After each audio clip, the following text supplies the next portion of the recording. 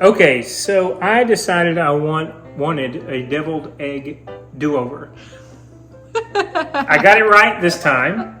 So come along with me and I'll show you what we changed and how we got these perfect eggs to come out. They're beautiful. Jury is still out on whether we want to put bacon on them again this time. Let's go. Let's go. Good afternoon, guys. We're going to make a specialty today, one of the sides that we absolutely love. These are our carnivore, animal-based deviled eggs. Julie and I love these, so I have got 10 eggs. We're going to show you in a second. We're going to boil those and then take you through the entire process and give you one of our favorites. Okay, so like I said, this is just she and I, but we've got 10 eggs here. So those are going to make 20 halves. I'm going to go high, and these 10 eggs, once they start a rolling boil, we're going to use our kitchen timer, 10 minutes. We like them boiled at 10 minutes. We'll take them off, let them cool down, and go from there. All right, so we've got a nice rolling boil. We've got 10 minutes on the timer. We'll be back after they're finished. All right, we've had a pretty good rolling boil for 10 minutes, so we're going to turn the heat off. What I like to do, since this is a big, thick cast iron skillet, is take it over to the sink and use an actual strainer, dump the eggs and let them come up to room temperature, cool down, to the room temperature in the strainer before we work with them. And then put some cold water on the shells, helps them crack right open. Okay, our eggs are shelled, 20 eggs here, really simple. We'll just take a knife, look, we still have steam coming off that, cut them in the middle. We're gonna dump our yolks, set our whites out. We'll continue to do that, and then we'll get this mixed up, the rest of our ingredients, and make some really good deviled eggs.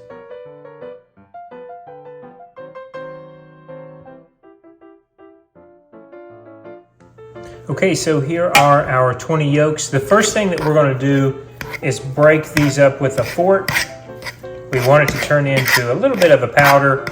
And again, this is some dry ingredients, so what we add to it, we're going to try to get a semi-liquid, semi-solid consistency, and then we'll pipe this. This is looking good. We'll pipe this into our egg whites. Right, yeah, that's about it to start with. And we'll be right back to show you what we're going to add into this. Okay, so for our filling, we need mayonnaise, mustard. You can use Dijon as well if you would rather use Dijon. I like, instead of relish, I like using a little bit of this spicy pickle juice. We have our seasonings over here. This is our Redmond salt in a Morton's container. We have some onion powder, paprika, and cayenne, a little bit of Tabasco. And so we're going to blend this in, just for reference, 1/3 cup, 3 tablespoons. Those are our definites. The rest of this will be added in to taste. So we'll let you know when we finish how much we added of each. All right, we have our mayo first. Any avocado oil mayo that does not include canola or soybean is going to be a fit for us. We like Sir Kensington's. 1/3 cup of this, that's what we'll add first. So I have my spoon and my 1/3 cup.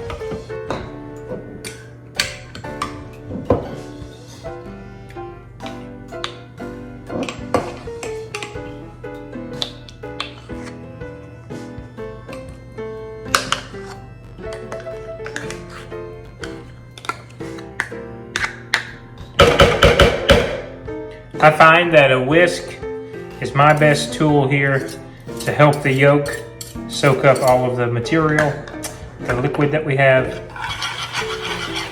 You're seeing, I'm going to get a dry paste when we first start adding our wet ingredients. Keep working through it.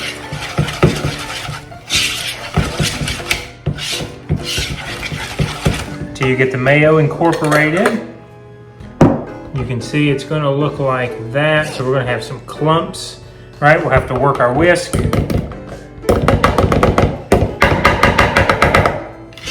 get that blended back out. So that 1/3 cup is about perfect. Again, we have 10 eggs, okay? So you'll have to adjust if you do less or you do more, but that's what we're wanting to see, this paste. Next is going to be our mustard. Again, I'm using regular yellow mustard. You can use Dijon. Sometimes I use a little bit of each. I think today I'm just going to stick with standard yellow mustard. 3 tablespoons are going to go into that. and you'll start to see this mixture break down a little further and get a little bit smoother once we add the mustard, since it has vinegar in it.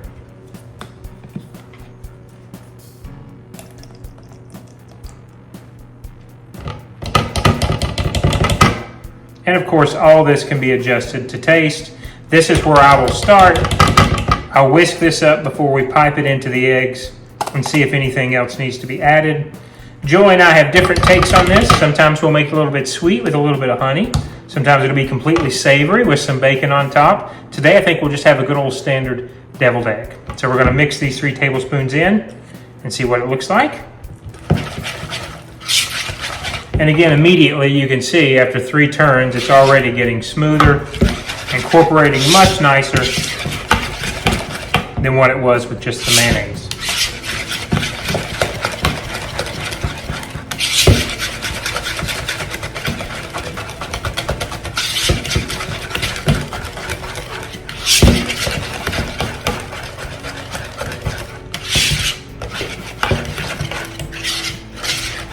And that's all that it does right there. So I think we're good. A little bit grainy, right? That's what you're wanting to see. So the yolk has not completely been broken down. That's a good thing.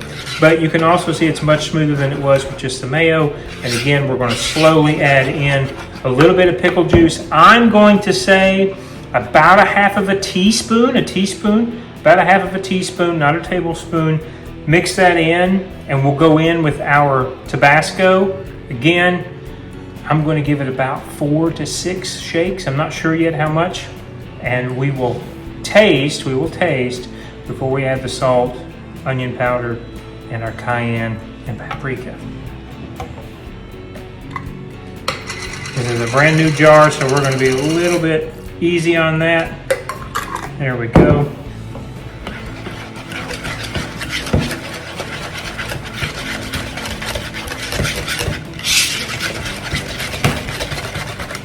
Okay, so it didn't change much in consistency. That's a good thing. We've had runny eggs before. We're going to try not to do that today. I'm going to go 5 there. I like mine a little bit spicy. Julie doesn't, so we'll go with 5 and mix that in.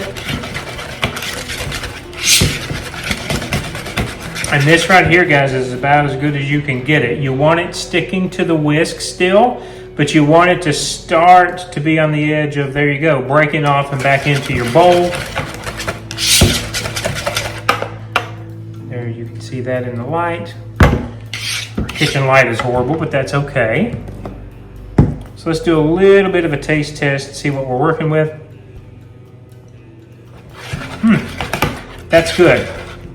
Now, to me, tasting this for the first time, I am a little bit over what I prefer on the mayonnaise and a little bit under the tanginess of the mustard. But before I add any liquid again, I'm going to go ahead and season and taste one more time just to make sure, because every time you add something, this continues to get thinner, and we want to be careful because we want it to be the consistency of a buttercream icing when we pipe it into our eggs. So let's add a little bit of salt. A little bit, who are we kidding? Julie and I love salt. So we add a little bit of salt, a little bit of onion powder. Not too much, about a half a teaspoon there as well on the onion powder. Cayenne, since we've done our hot sauce, I'm going to do a couple shakes because again, Julie doesn't like overly spicy. Paprika, 1 shake because we're going to top our eggs with our paprika. So let's mix that in.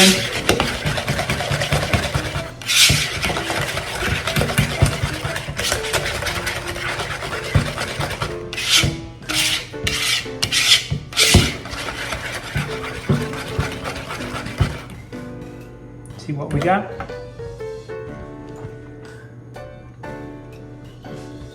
It's very interesting. Adding the seasonings took that mustard up a level and took the mayo down a level. It is very even keel right now.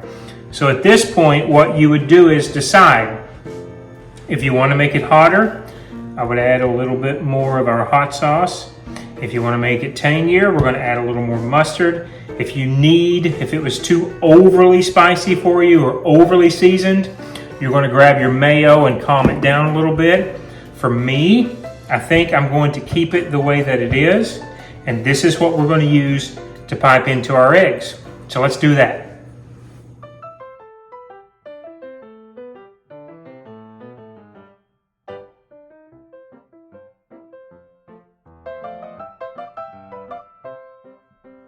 So those of you who are used to watching our channel know that I don't typically use a piping bag.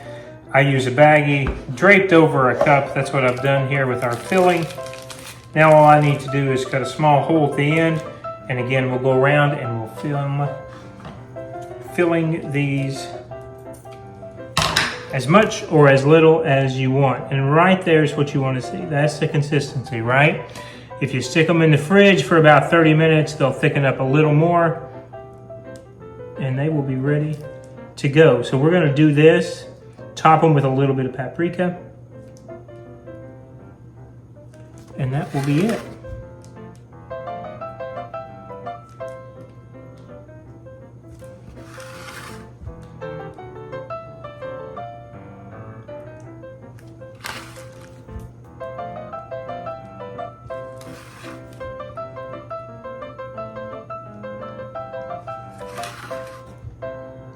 Something you can also do that I like doing occasionally is instead of using deviled eggs, I will still boil the eggs, use the same ingredients, but I will crush everything up to make an egg salad. So the whole egg, rather than separating the yolk out.